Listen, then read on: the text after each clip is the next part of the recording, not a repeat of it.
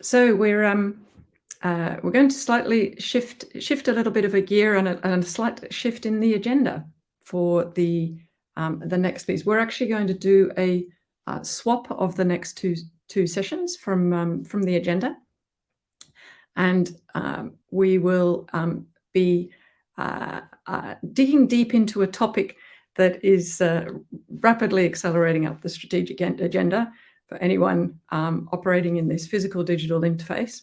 And it's around IoT and smart devices. And we will be kicking off this conversation and continuing it after the break with Rene Brakus, the developer at 46Elks. Hello. Delighted to welcome Rene to the stage. How Thank are you you very today? much. Excellent. Thanks for having me. Thank you for joining us. Perhaps we could invite you to put your screen, show us your slides. Yes, I will. They'll just come up in a moment. All right. Let me just. And so where are you joining us from today? I am from Croatia. I'm joining you from Croatia That's today. right, Croatia, yeah. And it's nice I and was going sunny to say, here. feels like a long way from Finland, but Yes, it is. But yeah, it's just a plane away, as they would say. All right. Right. So I think your slides here are your slides by the looks of it. Excellent. All right. I will put it in full screen mode, if that's all right. Can you see it okay? That looks awesome. Yeah, cool. Rene, the floor is yours. Thank you very much. Thank you very much. Yeah. So today I would like to talk about IoTs and sensors and emergency communication. So my name is Rene Brakus. I'm a developer with 46Elks. When we think about IoTs, usually what I imagine is just a very self-sufficient device that is able to power itself and is able to be actually very independent of everything else in its environment. The official description or definition is here, and it kind of allows us to interact with the real world, collect the data from the real world, and send it out into the network. The size of the IoT devices is estimated to be 46 billion in the whole world. So that is a lot. We should think about IoTs as the future and something that we need to kind of take care of communication-wise and analytic-wise. So IoTs basically come down to collecting and sending information, as I mentioned before. You can receive and act on that information, or devices that do both. Usually, receiving and acting is done automatically or by notifying a human person that can do something. So, when is it okay to call or send a text message or an SMS to someone? Okay, so in agriculture, when we, for example, imagine in an emergency something happening to a plant where we have crops that are valued over hundreds of thousands of euros or dollars, we tend to, before IoT, we tended to kind of rely on the general way of basically relying on the prognosis of the weather. So we kind of looked at the weather and hoped that everything will be fine. Now we have this technology where actually the plant can declare an emergency and have us react on some certain atmospheric changes. So let's imagine, for example, that a plant can actually communicate with us in this form and can help us actually to make a decision, to make an action. So whether it's crops or farms or whatever we grow, it takes a lot of knowledge to keep it alive. So let's try to figure out how we want that communication to happen with those that give care to the plants. On our right, we can see a small device placed in a field, in a wine grape field, which kind of controls all of the relevant parameters, including the humidity and the temperature and the air pressure and everything else related that can be important for the farm owner. Exactly on this picture, we can see within that casing, there's a microcontroller quite similar to this one. So it's an ESP32 microcontroller. Obviously, this was custom made, but generally speaking, this is it. We have the microcontroller and we have the sensor that measures the humidity in the soil. So it basically boils down to this. But in order to make it more robust, it has to look a bit like this. So we don't have to just think about having emergencies. We can also understand and have a better relationship and have a better way of growing our plants if we understand the metrics and what is actually going on behind all of it. So on the right, it's a bit cut off, but you can see that a farmer can pick up his phone and actually check out the humidity of the leaf, humidity of the soil, the temperature, or anything else. So the person doesn't have to know a lot about the technology in order to make a decision about something.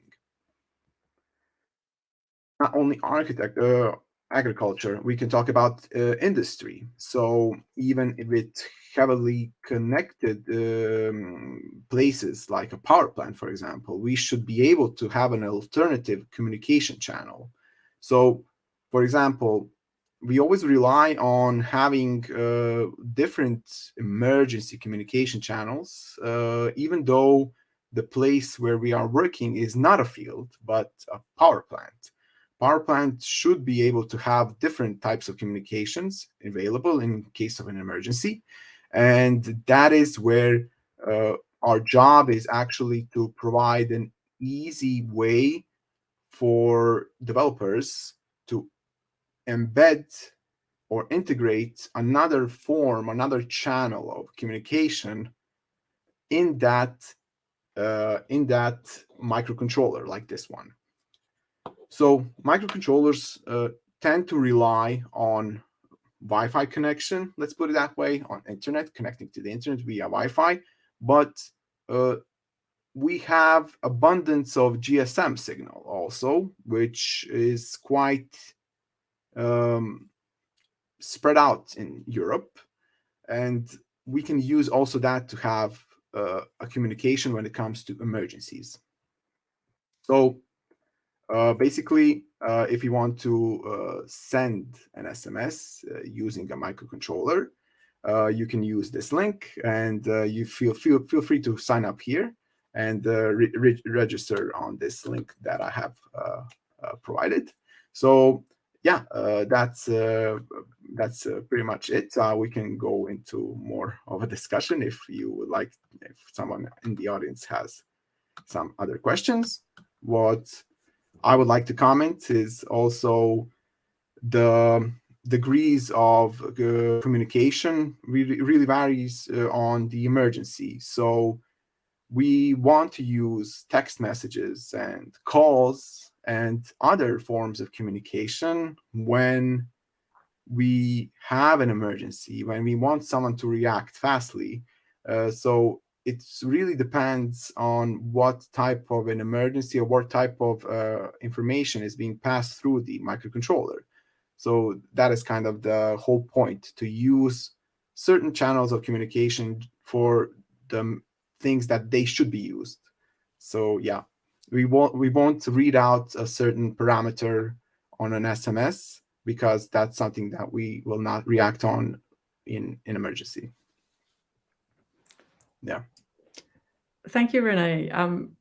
Great to hear what you guys are doing. And I have to say, I was reminded as you were talking through the example of the plants wanting to tell the farmer when they're going to be watered by I remember going to visit a vineyard in Australia, and they were explaining that they can sometimes get these very unexpected late frosts, which of course can be really damaging to the crops.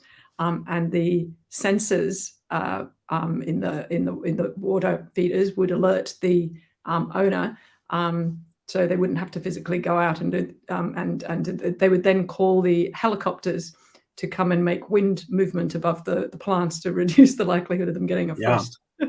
Yeah, because it's just a matter of a couple of minutes to have a lot of damage on the crops.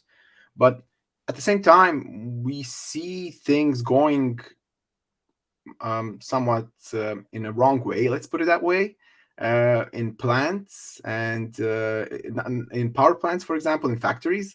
So we can see that sometimes the communication that we gotten used to on working doesn't work, and we have to have that alternative channel to communicate. Or everything is working fine, but we want to have a phone call as a way of alerting, for example, what you said, Claire, the owner of a farm. We want to have that phone call because possibly you will not react at a text message or a notification at 3 in the morning. You will most likely react when someone calls you. You will consider it an emergency. And I mean, hospitals, of course, have been dealing with these sorts of challenges of how to make sure that the right communications get to the right people at the right time. Yeah. What are some of the things that you've learned and observed from those kinds of situations? Yeah, it's quite important to have that communication in line. So we in 46 Cells had a lot of experience when it comes to the whole pandemic. So a lot of communication, especially in the beginning when people did not exactly know what the symptoms are and what is actually causing the disease. And that kind of our communication by enabling people to kind of send in their symptoms via SMS or to call in if they're feeling kind of under the weather. So they had this opportunity to communicate via SMS and find out more about the disease. We also later on helped people to actually get the results of the testing much faster. And it was automated, as I learned later on, because they placed it by themselves in a certain box and later on it was tested. It kind of helped the whole process go faster and helped the communication be a bit faster. And it really isn't dependent on a certain you or anyone else visiting a certain website or having that certain app. It's a way of communicating with the people, the clients, the public, in a way that it's universal. So that is kind of the whole point of it. Yeah, and I guess too that we're as mobile phone users, our expectations of what we get by text has changed a lot too. And you know, I think it's not long ago where a text from a dentist or a hairdresser or something else would have been, or a delivery drop off or something would have been considered a bit kind of unusual, or you know, maybe we would have been worried by it, or we wouldn't have trusted it, or we wouldn't have even thought to go there. Yeah, it is a way of kind of using the channel. So you wouldn't use a doorbell, for example, for having you don't unplug your doorbell. Let's put it that way. So even though it's kind of sometimes unexpected that someone rings on the doorbell, you will not unplug it. So it always leaves, you always have that option of having an SMS, having a call there, even though with our phones becoming more not a phone, but actually a computer that we carry around. And actually we have, I'm certain that most of us use the phone not for calling or messaging anyone, like 99% of the time. It's actually a kind of a tablet that we use to access all of the apps and get all the information that we need. But the point is actually to have that communication, that extra layer of communication that is sometimes we forget about its importance, but actually it kind of makes sense to have it to kind of help us get the right information at the right time. Mm-hmm. Yeah. Sorry. And in terms of getting the right information at the right time, what are your thoughts and views on, sadly, the amount of spam texts that are now proliferating and into mobile phone coverage? What are your perspectives on how the responsibilities for helping people manage that? Yeah, I think the responsibility falls really on the companies like 46Elks. So we have, when we get a new customer, when we have someone join our platform, the first question we ask is, what are you going to use our platform for? So if the answer is, I'm going to actually send some marketing spam, or it sounds like that, then we will be very reluctant on having that person on board. So it is about realizing that SMS, calling, and everything like that should be used in a proper way. So it's acceptable if you want to build a notification system where, I don't know, a kindergarten or a school is able to reach out to all the parents very easily and send out a text message. That is fine. That is something that you want to have. As a parent, you want to be notified if something is different or some sort of information at school.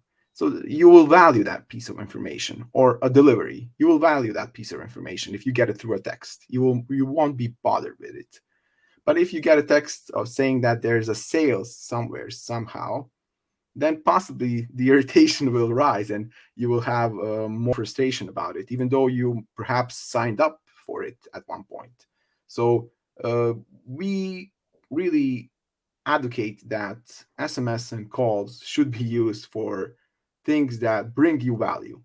So things that you appreciate.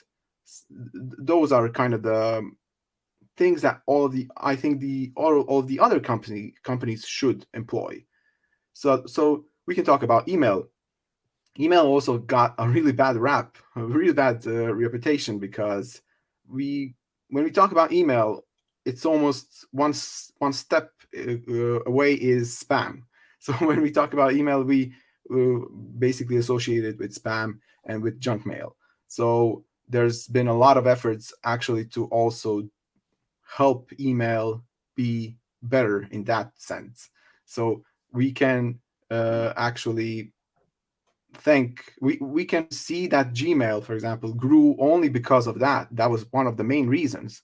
And kind of Gmail and its algorithms had spoiled us, actually. So we don't get spam.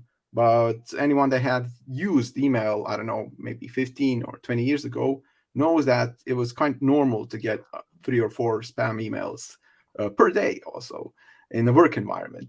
So yeah, things are, I think, getting better. All algorithms and filtration systems are getting better. We are trying to kind of figure out if something is not being used in the right way, and we react to it. No, thank you. And probably great parting words, because I'm conscious of the time and we're actually at a close. So Rene, thank you so much for joining us and sharing your insights. Thank you for this opportunity. Yeah.